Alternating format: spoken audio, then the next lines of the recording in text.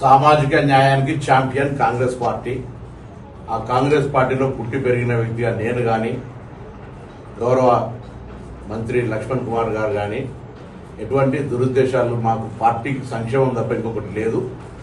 జరిగినటువంటి ఒక అపోహ వాటన్నిటి పట్ల నేను ఆ మాట అనకపోయినప్పటికీ దానికి పత్రికలో స్వీకరించినటువంటి ప్రకారంగా కొంత తన బాధపడినటువంటి మాటకు నేను క్షమాపణ కోరుతా ఉన్నా. ఎక్కడ కూడా అటువంటి ఆలోచన లేదు. నాకు అటువంటి ఆ ఒరవడిలో నేను పెరగలేదు.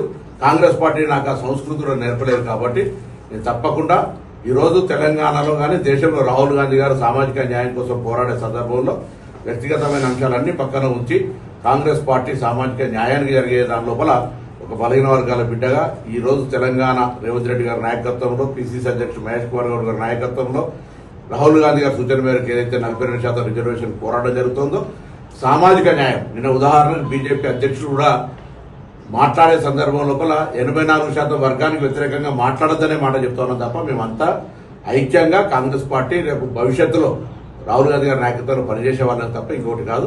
మాదిగా రక్తాన్ని పంచుకుని పుట్టిన వ్యక్తిగా నాకు ఇంత పెద్ద అవకాశం ఇచ్చినటువంటి ఆ పార్టీ లైన్ దాటిపోయే వ్యక్తిని కాదు. ఏదేమైనా కూడా మా సహచర ఒక బీసీ బిడ్డగా మా ప్రభాకర్ అన్న మా జిల్లాకు సంబంధించినటువంటి మంత్రిగా వారు మేము గౌరవించుకుంటాం. ఏదైతే వారు మాట్లాడినటువంటి మాట విషయంలో కూడా యావత్ తెలంగాణ రాష్ట్రం మాదిగ జాతి, మా మాదిగ కుల బాంధవులు, అన్ని వర్గాల ప్రజలు, మా కాంగ్రెస్ పార్టీ శ్రేణులందరూ కూడా వారు ఏదైతే జరిగినటువంటి సందర్భాన్ని మాటను నేను క్షమాపణ కోరుతున్నటువంటి అంశం లోపల యావత్తు నా తెలంగాణ ఉన్నటువంటి ప్రజలకు, మా మాదిగ జాతి వర్గాలకు కూడా నేను మనస్ఫూర్తిగా నేను నమస్కారం ఇచ్చి మనవి చేస్తున్నా. ఈ ఇష్యూ ఇంతటితో సమస్యపోవాలని మీ బిడ్డగా నేను కోరుతున్నాను.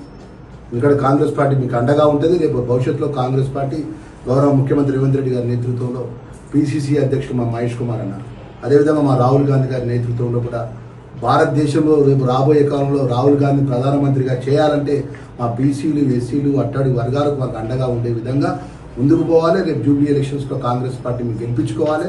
రేపు స్థానిక ఎన్నికల్లో కాంగ్రెస్ పార్టీ గెలిచే విధంగా మేము కష్టపడాలి. కాబట్టి ఈ చిన్న మా కాంగ్రెస్ పార్టీకి ఉన్నటువంటి, మా కుటుంబానికి ఉన్నటువంటి ఈ సమస్య విషయంలో కూడా యావత్తు తెలంగాణ ఉన్నటువంటి మా మాదిగ జాతి మొత్తం యావత్తు ఈ దాని విషయంలో మనసు ఉంచుకొని అన్నా నిన్ను వనగాలు నువ్వు మా తరఫున ప్రతినిధిగా ఉన్నావు అని చెప్పి మాట్లాడిన రోజులో వారికి అందరికీ కూడా నేను మనవి చేస్తున్నా. దయచేసి ఈ ఇష్యూని ఇంతటితో నిలుపుదల చేయాలి మీకు నేను మనవి చేస్తున్నా.